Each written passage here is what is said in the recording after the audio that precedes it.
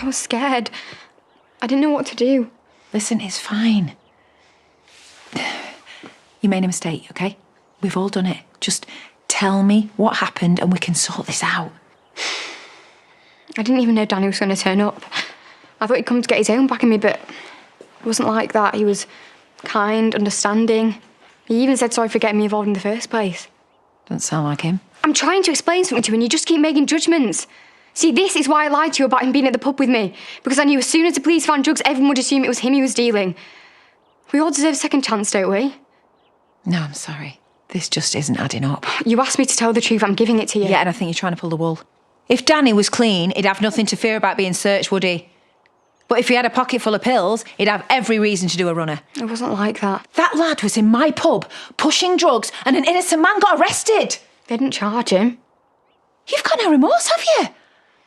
Just own up, for God's sake. Oh, like you always do. Look, I might not be perfect, but at least I didn't break into home farm, nick stuff, and then try and blame on Noah. But we're not talking about me, are we? Yeah, because it's always one rule for you, isn't it? Anyway, you should be proud of me, whatever I am. It's what you and Mum have made me. Don't you dare say that. True, isn't it? The sacrifices your mum's made for you. If it wasn't for her determination, you wouldn't be alive today. So I have to be grateful for not dying now, do I? Yeah, you do. Your mum thinks the world of you. How do you think she's going to feel when she finds out what you've done? I haven't done anything. Well, you've practically confessed. Got it recorded, have you? Because I'm admitting nothing. Oh, Sarah, I don't know what to say to get through to you. Well, where are you going now? Back to Grumpy and Moira's. No way am I moving back in with you now. Well, you don't have a choice. You are staying right here, where I can keep an eye on you.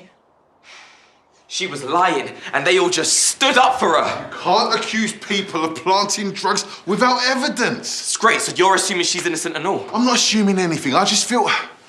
How likely is it that you get set up by a teenage girl? What would be your motive? Well, someone put the drugs in my coat pocket. Who around here would do that to you? My guess. They saw the police and they panicked. And who better to take the fall than the only black man? Come on, Dad, you know how this goes. Yeah. When I was your age, I was always getting searched when I went clubbing.